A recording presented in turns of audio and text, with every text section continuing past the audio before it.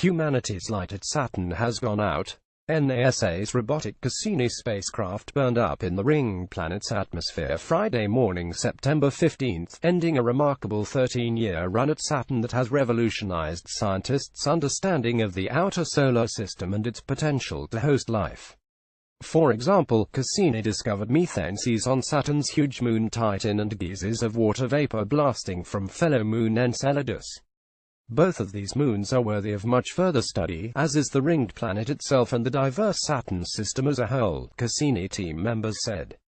In photos Cassini's last views of Saturn at mission's end, we left the world informed, but still wondering, and I couldn't ask for more, Cassini project manager Earl Mays of NASA's Jet Propulsion Laboratory in Pasadena, California, said during a news conference Wednesday, September 13. "We've got to go back, we know it. And various research teams are indeed working on plans to return to Saturn. In fact, 5 such concepts are in the running for NASA's next New Frontiers mission, the same type flown by the agency's New Horizons Pluto probe, Juno Jupiter orbiter and OSIRIS-REx asteroid sample return craft." During its intentional death dive Friday, Cassini briefly became the first-ever Saturn atmospheric probe. One of the proposed New Frontiers missions would pick up on, and greatly extend, the last measurements Cassini ever made. The Sprite Saturn probe interior and atmosphere explorer spacecraft would plunge into Saturn's thick atmosphere, characterizing its composition and structure for about 90 minutes before breaking apart and burning up. Cassini, which was not built for such work, lasted just a minute or two during its dive. Fundamental measurements of the interior structure and obligous abundances of Saturn are needed to better constrain models of solar system formation, as well as to provide an improved context for exoplanet systems, Principal Investigator Amy Simon of NASA's Goddard Space Flight Center in Greenbelt, Maryland, and her colleagues wrote in a mission description last year. Sprite would make such measurements, and its data would help ground truth data Cassini gathered about Saturn from afar over the years, the scientists added. Latest Saturn photos from NASA's Cassini orbiter. Cassini studied Titan closely over the course of 127 targeted flybys. The Saturn orbiter also carried a piggyback European lander called WeGens, which touched down on the 3,200-mile-wide 5,150 km moon in January 2005. In the process, it became the first probe ever to pull off a soft landing on a body in the outer solar system. Observations by both Cassini and WeGens reveal Titan in all its otherworldly glory. Hydrocarbon rain falls from the huge moon's sky, pooling in lakes and seas of methane, some of which are as big as Earth's Black Sea. Complex organic chemicals, the carbon-containing building blocks of life as we know it, waft about in Titan's thick, nitrogen-dominated atmosphere and eventually drift down to the moon's surface. It's possible that this bizarre landscape could harbor life, astrobiologists say. And Cassini's work suggests that the big moon may have another potentially habitable environment as well as salty ocean of liquid water buried beneath the crust. Indeed, Cassini was directed to its doom primarily to ensure that it would never contaminate Titan or Enceladus with microbes from Earth.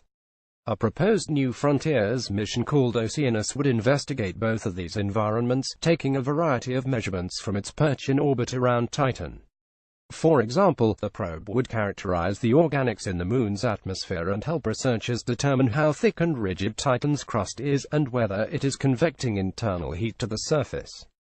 Oceanus would follow up on Cassini's amazing discoveries and assess Titan's habitability by following the organics through the methanologic cycle and assessing exchange processes between the atmosphere, surface and subsurface, the concept mission's planners wrote in a description of the project, which they presented earlier this year at the 48th Lunar and Planetary Science Conference in the Woodlands, Texas.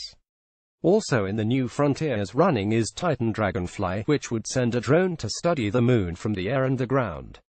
Heavier than air flight is substantially easier on Titan than on Earth, Dragonfly Principal Investigator Elizabeth Turtle, a planetary scientist at the Johns Hopkins University Applied Research Laboratory in Maryland, told Space.com earlier this year. Titan's atmosphere is considerably thicker than that of Earth, but the moon's gravity is just 14% as strong as our planet's. That it means we can take a really capable lander and move it by a few tens of kilometers in a single flight, and hundreds of kilometers over the time of the mission, Turtle added. The drone would study the composition of Titan's organics in detail at a variety of different locations. Dragonfly is a truly revolutionary concept, providing the capability to explore diverse locations to characterize the habitability of Titan's environment, investigate how far prebiotic chemistry has progressed, and search for chemical signatures indicative of water-based and/or hydrocarbon-based life. Turtle and her colleagues wrote about the potential mission in the presentation at the 48th Lunar and Planetary Science Conference. Amazing photos. Titan, Saturn's largest moon. The other two Saturn-oriented New Frontiers proposals target 313-mile wide, 504 kilometers Enceladus, whose geysers were a revelation to the Cassini team, NASA officials and space scientists in general. When we observed the southern hemisphere of Enceladus and geysers of water spewing out into the Saturn system, it amazed us and began changing the way we view the habitability, or potential habitability, of moons in the outer part of our solar system. Jim Green, chief of NASA's Planetary Science Division at the agency's headquarters in Washington, D.C., said at Wednesday's news conference. That's because the water in Enceladus geysers is apparently coming from an ocean of liquid water that sloshes beneath the frigid moon's icy crust. Cassini observations suggest that this ocean may even have a chemical energy source that could support life as we know it. But researchers want to learn more about the ocean, and the geysers plume provides a great way of doing so. One of the New Frontiers candidates, known as Enceladus Life Finder ELF, would zoom through this plume repeatedly, collecting and analyzing molecules. ELF would look for complex organic compounds that could be a sign of prebiotic chemistry, or perhaps even of life itself. Its free samples, principal investigator Jonathan Lunine, of Cornell University, told Space.com in 2015, when ELF was competing for a slot in NASA's Discovery program of low-cost, extremely focused missions. In January of this year, NASA chose the asteroid-studying Lucy and Psyche missions as its next Discovery projects. We don't need to land, drill, melt or do anything like that. Cassini did some plume sampling of its own, but ELF would sport more sensitive mass spectrometers than its predecessor did, ELF team members have said. Cassini's handlers didn't know about Enceladus geysers before launch, so they didn't put any life hunting gear aboard the craft. Not much has been publicly revealed about the final Saturn-oriented New Frontiers proposal. But its name, Enceladus Life Signatures and Habitability, suggests that it would also be a plume sampling mission. You can learn more about all 12 New Frontiers candidates, the other 7 of which would target Venus, a comet or Earth's moon, in this excellent synopsis by the Planetary Society's Van Kane. With more than 60 known moons to go along with its famous rings, Saturn is as intriguing as it is beautiful.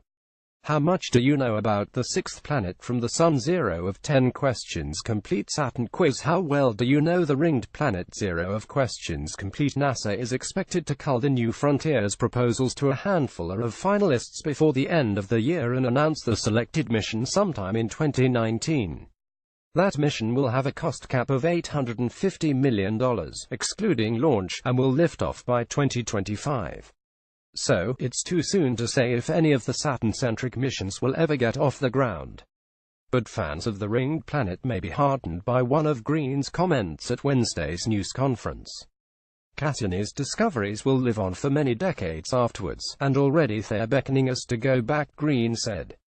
Between NASA's Voyager mission, which visited Saturn with back-to-back flybys in 1980 and 1981, and Cassini was 30 years, he said, and I believe that will be much shorter the next time around. Follow Mike Wall on Twitter at @MichaelWall and Google. Follow us at Space.com, Facebook or Google.